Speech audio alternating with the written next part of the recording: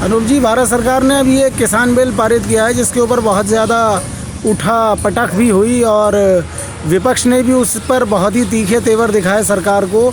लेकिन गवर्नमेंट का ये कहना है कि इससे किसानों का बहुत ज़्यादा भला होगा और हमने किसानों के हित में एक बड़ी पॉलिसी बहुत लंबे टाइम के बाद बनाई है। पिछली गवर्नमेंट ने, पिछली सरकारों ने इसके ऊपर कोई ध्यान नहीं दिया है और हमारी सरकार सबका साथ, सबका विकास और सबका विश्वास वाले फार्मूले पर चल रही है। इसलिए किसान जो देश का अन्नदाता है उसके लिए हमने विशेष रूप से सोचा और ये हमारे इलेक्शन के मैनिफेस्टो में भी था कि हम एक अच्छा प्रोग्राम किसानों के लिए लाएं जिससे किसानों की जो भारत में दुर्दशा लगातार बढ़ रही है उसे कम किया जा सके। आप क्या समझते हैं, इस किसान बिल से किसानों का भला होगा? दूसरी तरफ हम ये भी देख रहे हैं कि बहुत सारे किसान संगठन इसको किसान विरोधी बता रहे हैं और इसके लिए उन्होंने प्रदर्शन भी किए और उसके लिए बार बार जो है आवाज़ें भी उठ रही हैं। अलग अलग जगहों पर आवाज़ें उठी हैं। अब बिहार का इलेक्शन है, बिहार के इलेक्शन में भी उस बिल की गूंज हमें किसी न किसी बहाने अपोजिशन के ज़रिए सुनाई थी। तो मुझे बताइए, क्या ये सरकार की जो एक अच्छी पहल कही जा सकती है या फिर ये जो बिल है ये भी बिल्कुल उसी तरीके से लाया गया है जिसमें सरकार सिर्फ अपनी पीठ थपथपाती है, वाहवाही लेती है और जनता का या किसान का कोई भला इसमें नहीं होता है? देखिए, मैं इस पर आपको बता देना चाहता हूँ, अभी पत्रकार हैं, मीडिया से जुड़े हुए हैं। भारत राज्यों का संघ है। आर्टिकल भारतीय संविधान के अनुच्छेद 1 में ही कहा गया है, India is the union of state. इस कारण भारत राज्यों का संघ है और संघ तभी मजबूत होता है जब राज्य मजबूत होते हैं और राज्य की मजबूती संघ पर निर्भर करता है। इसलिए एग्रीकल्चर को राज्य सूची में रखा गया है। जो संघ का विषय है वो 3 भागों में बांटा गया है। फेडरल स्ट्रक्चर में संघ सूची में 97 विषय है जिस पर संघ सरकार कानून बनाती है। राज्य सूची में 62 है जिस पर राज्य सरकार कानून बनाती है। समवर्ती सूची में 52 है जिस पर संघ एवं राज्य सरकार दोनों कानून बनाते हैं। लेकिन एग्रीकल्चर को राज्य सूची में रखा गया क्योंकि हर राज्य का अलग अलग समस्याएं हैं, अलग अलग परिस्थितियाँ हैं। जैसे राजस्थान में रेगिस्तान है तो उसके लिए अलग फसल उपजाया जाता है, जैसे ज्वार हो गया, बाजरा हो गया। आप हिमाचल तरफ चले जाइए तो सेव हो गया और जम्मू तरफ जाइए तो सेव है, नारंगी है और कश्मीर में जाइएगा तो अखरोट है। इसे ईस्टर्न यूपी का अलग चीज़ है और बंगाल में, बिहार में, उड़ीसा में चावल का ये किया जाता।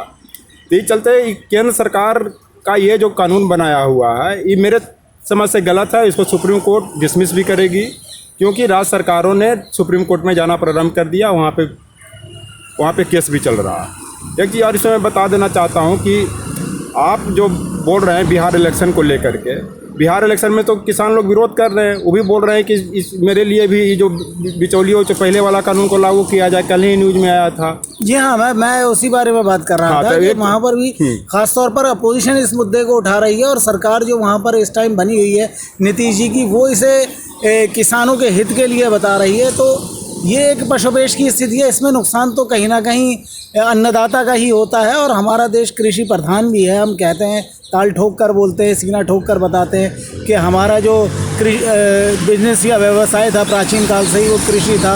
हम अन्नदाताओं की रेस्पेक्ट करने वाले लोग हैं। कृषि प्रधान हमारा देश है। कृषि हमारी अर्थव्यवस्था को चलाती थी। लेकिन जब हम देखते हैं तो उसमें कुछ नहीं मिलता। ढाक के 3 बातें, किसानों की बदहाल हालत है।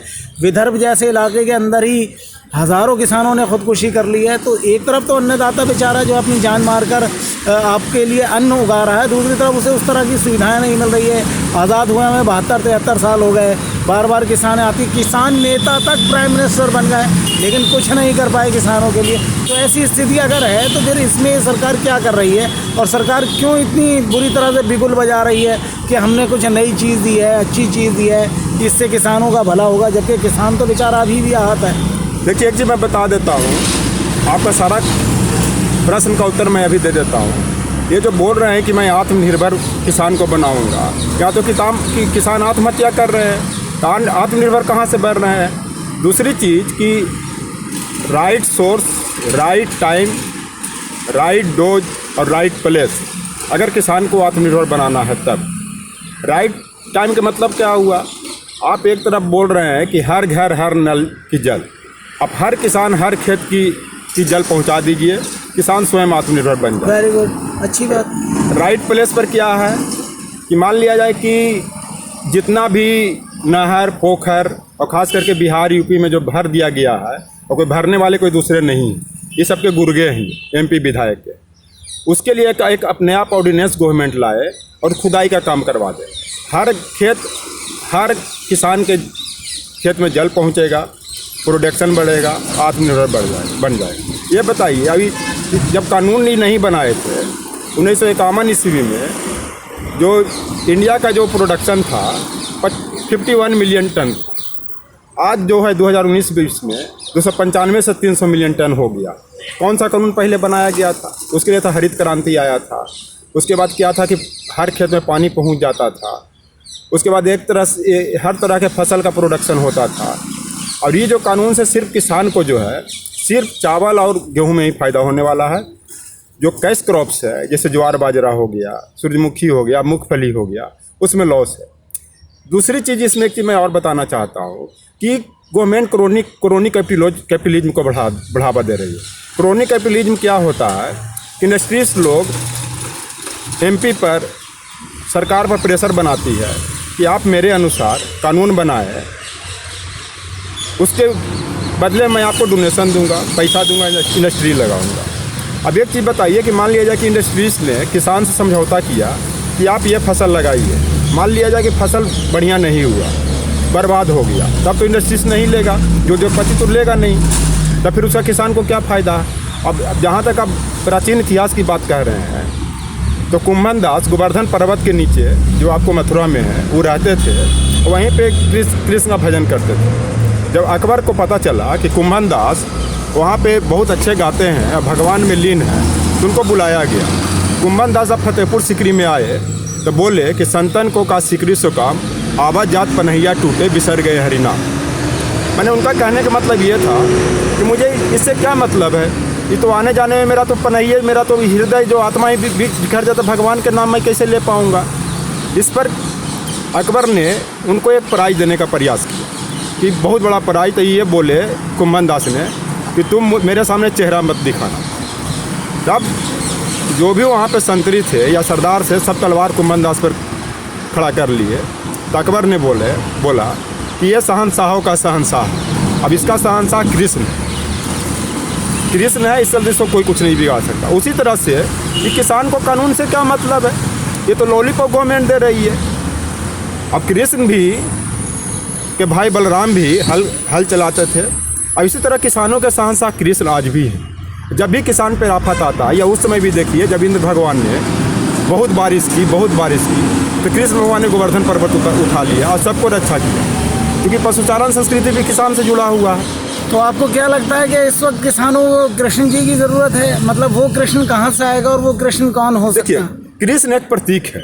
कृष्ण कैसे प्रतीक है, एक मैं बता देता हूँ। वक्त बीत जाए तो लोग किसानों को भुला देते हैं, बेवजह सरकार किसान को रुला देते हैं। जो किसान दीपक की तरह तप कर रात में फसल देता है, सुबह होते सरकार उसे संसद में कानून के माध्यम से मिटा देना चाहती है।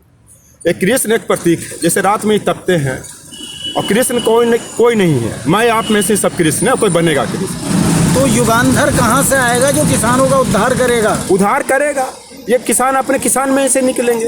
एक चीज़ और मैं बता देता हूँ कि ये जो सब्र कर बंदे, मुसीबत के दिन भी गुजर जाएंगे, हंसी उड़ाने वाले को चेहरे भी उतर जाएंगे। ये किसान, ये जो गवर्नमेंट बना रही है ना, इस सब का चेहरा बहुत जल्द उतर जाएगा और सुप्रीम कोर्ट उतारेगी। अब किस ग्राउंड पे ये, मान लीजिए जब फूड सिक्योरिटी एक्ट बना तो कंक्रीट लिस्ट का सब्जेक्ट था, आपने बना दिया। आप एग्रीकल्चर को कैसे बदल सकते हैं? मान लिया जाए कि राजस्थान में ज्वार बाजरा की खेती है, रेगिस्तान के हिसाब से उसका स्टेट गवर्नमेंट डिसाइड करती है। आपने 3 को बिल बना दिए, इसको आप कैसे आगे कीजिएगा?